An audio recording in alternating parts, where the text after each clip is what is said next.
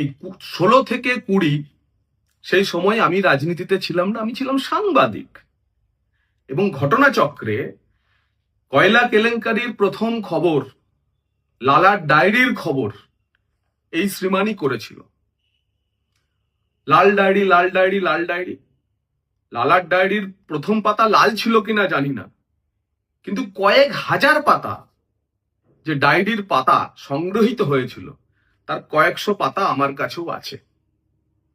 আপনাদের দেখাই সেই লালার ডায়েরির কয়েকটি পাতা, এরকম কয়েকশো পাতা আমার কাছেও আছে। এই যে কোন ডেটে কাকে কার মাধ্যমে লালা টাকা দিয়েছিল তা সব এভাবেই লিপিবদ্ধ করে আছে। মাননীয়ার কাছে বলতে চাই যে আপনি চ্যালেঞ্জটা নেবেন নাকি? এই লালার ডায়েরির প্রতিটি পাতা ফাঁস করব। সাংবাদিক হিসেবে আমার কাছে যে সমস্ত বিস্ফোরক নথি তথ্য আছে, রাজনীতিতে আসার পর তা কখনো আমি ব্যবহার করিনি।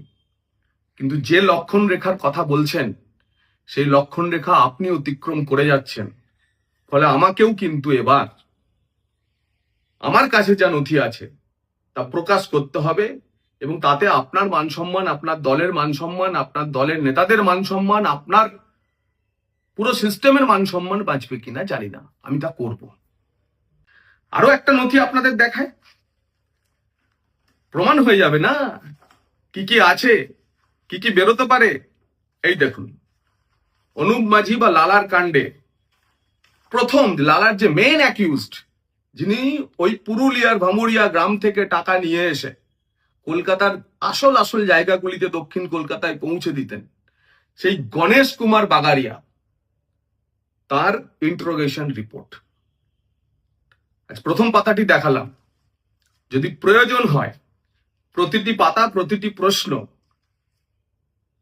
পিএমএলএ অ্যাক্টের 50 নম্বর ধারা রেকর্ড করা বয়ান ইডির সামনে যা আপনাদের সামনে তুলে ধরবো।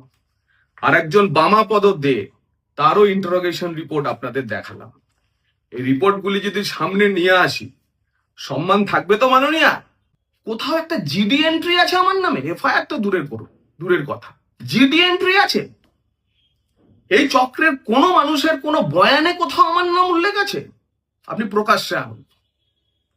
48 ঘন্টার মধ্যে ওই পেন ড্রাইভ এবং সেখানে আমার কি যোগ তা যদি প্রকাশ্যে না আনেন, আপনার বিরুদ্ধে আইনি ব্যবস্থা নিতে বাধ্য হব।